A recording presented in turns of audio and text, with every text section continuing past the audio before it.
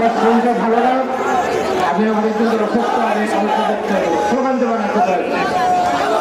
আজকের এই সমাবেশে দেশ নেত্রী বেগম খালেদা জিয়ার মুক্তির দাবিতে ঢাকা মহানগরে ঐতিহাসিক সমাবেশের সম্মানিত সভাপতি ঢাকার সিংহপুরুষ, যার সাথে 1978 সালে বিএনপি যেদিন জন্মগ্রহণ করে সেদিন থেকে একসাথে এই ঢাকার রাজপথে বিএনপির পতাকা তলে আমরা ঐক্যবদ্ধ হয়েছিলাম।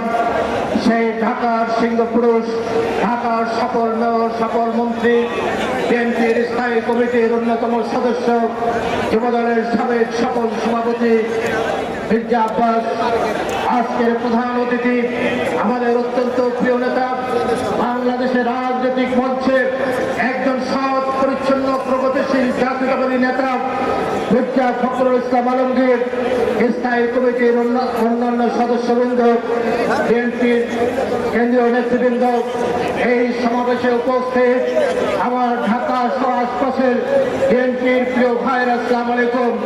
আমি দুটি কথা বলতে চাই। আজকে বাংলাদেশের ইতিহাসটা সারা পৃথিবীর ইতিহাসে একজন তিনবারের প্রধানমন্ত্রী, তিনবারের বিদ্রোহের নেত্রী, স্বাধীনতার মহান ঘোষক, সেক্টর কমান্ডার, মুক্তিযুদ্ধের রণাঙ্গনের শ্রেষ্ঠ, শতাব্দীর শ্রেষ্ঠ গণনায়ক, বীর উত্তম, তার সহধর্মিণী এবং খালেদা জিয়ার মুক্তির দাবিতে আমরা এখানে আন্দোলন সংগ্রাম করছি, সেটা নয়। একজন সুচিকিৎসার জন্য আজকে বাংলাদেশে আমাদের আন্দোলন করতে হচ্ছে। সারা পৃথিবীতে যার সম্পর্কে জাতিসংঘ সহ তার মুক্তি, নিঃস্বার্থ মুক্তির দাবি করেছেন, এটা একটা নির্লজ্জের ঘটনা। আর হাজার হাজার কোটি টাকা চুরি করে ব্যাংক লুট করে বাংলাদেশকে তার নেতৃত্বে বিদেশে যা আছে, সত্যি কাছে হলে হেলিকপ্টারে করে তারা এয়ার অ্যাম্বুলেন্সে করে সিঙ্গাপুর চলে যায়, লন্ডন চলে যায়, এর কোনো বিচার নেই বাংলাদেশে। এখন খালেদা জিয়া কোনো অপরাধ করেন নাই। এখন খালেদা জিয়ার অপরাধ হল শহীদ প্রেসিডেন্ট জিয়া মানে হচ্ছে বাংলাদেশের মানচিত্র। এখন খালেদা জিয়া মানে হচ্ছে বাংলাদেশের মানচিত্র। তারেক রহমান মানে হচ্ছে বাংলাদেশের মানচিত্র। এই পরিবার হচ্ছে বাংলাদেশের স্বাধীনতা, সার্বভৌমত্বের মুক্ত প্রতীক। এখন খালেদা যদি বেঁচে থাকতেন, এখন খালেদা যদি আজকে মুক্ত থাকতেন, শেখ হাসিনা বাংলাদেশের উপকূলের দিয়ে তুমি দিল্লির সাথে এই ট্রেন চলাচলের চুক্তি করতে পারত না, বাংলাদেশকে বিক্রি করে দিতে পারত না। তাই বেগম খালেদা জিয়ার মুক্তি আমাদের চাই। বেগম খালেদা জিয়া চায় বাংলাদেশ চলবে না। এখানে একটা পোস্টার আমি দেখতে পাচ্ছি, এই ঢাকার বীর শ্রেষ্ঠ বীর মুক্তিযোদ্ধা সাদেক হোসেন খোকার সন্তান, ঢাকার জনতার মেয়র, একটি মিথ্যা মামলায়, দেশদ্রোহী মামলায় তাকে জেলখানায় রেখেছে, এরশাদের মুক্তি চাচ্ছে।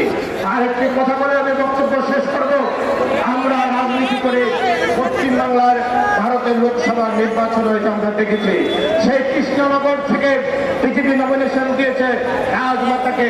এই কৃষ্ণনগরের রাজা ছিলেন, তার দরবারে একজন সভাসদ ছিলেন গোপাল ভাঁড়।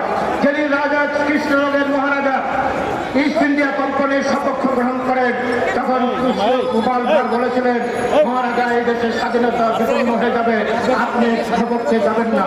গোপাল ভাঁড় রাজা যাওয়ার পর গোপাল ভাঁড় আজকে আমরা দেখলাম সেই কৃষ্ণনগরে বিজেপি সেই বংশের রাজমাতাকে মনোনয়ন দিলেন, আর মমতা বন্দ্যোপাধ্যায় দিলেন মহিলা মোর্চাকে।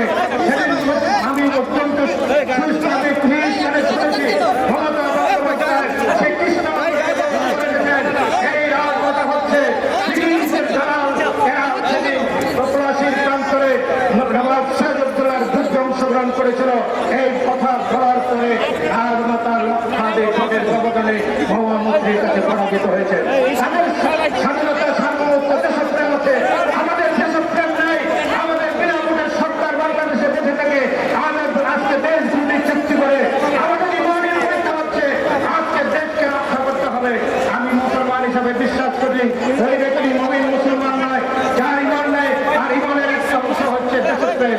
আজকে ইমান যদি আমি মুসলমান হয়ে থাকে, আমার যদি ইমান থাকে, আজকে দেশ রক্ষা আন্দোলনে আমাদেরকে ঝাঁপিয়ে পড়তে হবে। সবাইকে